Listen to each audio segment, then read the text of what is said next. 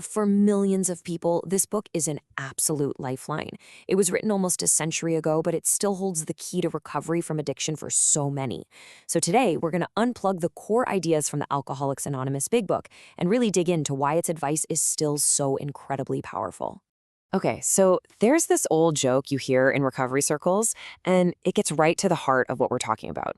To a lot of people, this book just looks old, it looks dense, and frankly a little intimidating. It says it has a solution, but it sits on the shelf unread. So what if the secret inside wasn't so complicated after all? So, what is this big secret, right? Well, the first thing you have to understand is that this isn't some dusty old history book. It's a practical guidebook. It's a map.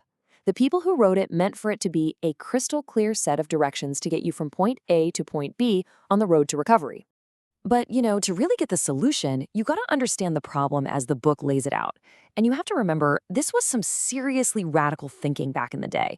It completely reframes addiction, not as some kind of moral weakness, but as a baffling and progressive illness. And you really can't overstate how revolutionary this idea was. I mean, think about it. In the 1930s, society just saw an alcoholic as a moral failure, plain and simple. This book comes along and makes this bold claim: nope, alcoholism is a disease. Just like diabetes or cancer, it can run in families and it requires real treatment, not just more willpower. That single idea completely changed the entire conversation. This is where the book draws a really clear line in the sand. For a normal drinker, alcohol is a choice. It's a passenger in the car. But for the addict, that power of choice just vanishes. After that first drink, they've lost all control. The substance is now in the driver's seat, and they're just along for the ride. So the big question is, why can't they just stop, right? Well, the book uses a really powerful word: insanity. Now, it's not talking in a clinical sense. It's using that word to describe the bizarre, twisted thinking that completely takes over. It's a mind that has a positive genius for finding a reason to use, even when it is absolutely guaranteed to lead to another disaster. It's a total disconnect between cause and effect. And this really gets to the heart of the problem. The addict's own mind becomes this totally unreliable narrator. It's a place filled with flawed logic that will always justify the next drink. And because their own thinking can't be trusted, the book argues they are completely defenseless on their own.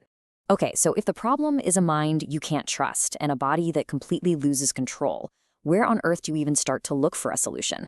Well, the book's answer lies in a spiritual path that actually starts with a central paradox. And this is where we hit that central paradox. The turning point isn't about gritting your teeth and trying harder. It's about giving up, completely.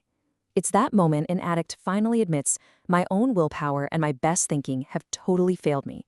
They have to concede defeat and accept that the help has to come from outside of themselves.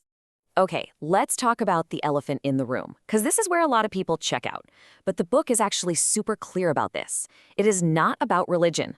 A higher power is defined as simply a power greater than ourselves. The whole point is that you find your own concept of God or the universe or whatever you want to call it. For some people, it's nature. For others, it's the recovery group itself. The specific belief isn't the point. It's the willingness to rely on something beyond your own ego that matters. So, how do you actually tap into this help from the outside? The book says it has nothing to do with being some kind of a religious scholar or an intellectual genius. It really just comes down to 3 simple, practical attitudes: being willing to try a new way, being completely honest with yourself and others, and keeping an open mind to new ideas. That's it. And that brings us right to the engine of the whole program. The book presents the 12 steps not as some philosophy you're supposed to just study and think about, but as a program of action. These are concrete things you do. It's a blueprint for literally changing how you think and how you live. Look, you can really boil down all 12 steps into these 4 core actions. It all starts with surrender, admitting defeat.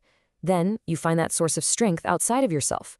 Next, and this is the tough part, you do the work of cleaning up the past, taking a hard look at yourself and making things right where you can. And finally, your whole purpose shifts to helping other people. Now, to really get that whole clean house part, you have to wrap your head around this next idea. The book argues that for an addict, resentments are like a spiritual poison. Holding on to anger is a luxury they just can't afford because sooner or later it always leads back to a drink. So they have to get rid of it. They have to root it out. And this right here, this is the actual practical tool the book gives you to do it. It's a 4-column inventory. You list who you're angry at, what they did, and how it hurt you. But then, and this is the absolute game changer, you look for your part in it.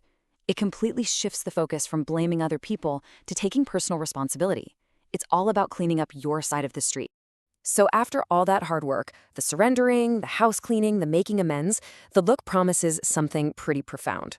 It paints this picture of a completely new way of living, one that's free from all those old obsessions. Let's start with the before picture. The book describes the inner world of the active addict as being totally ruled by these four horsemen, a constant, grinding state of fear, confusion, and just utter hopelessness. That's the reality that this whole program is designed to replace. And then, this is the after that the book promises. By actually working the steps, those four horsemen get replaced. And the result isn't just not drinking. It's a fundamental shift in your entire outlook on life. It's an inner peace and a sense of purpose that just wasn't there before. And this is where we land on the final and maybe the most powerful paradox of all. The book says that lasting recovery is built on a foundation of service. The focus shifts entirely from what you can get to what you can give. By helping another person who's still suffering, you actually solidify your own sobriety. It becomes a life built on being useful to other people.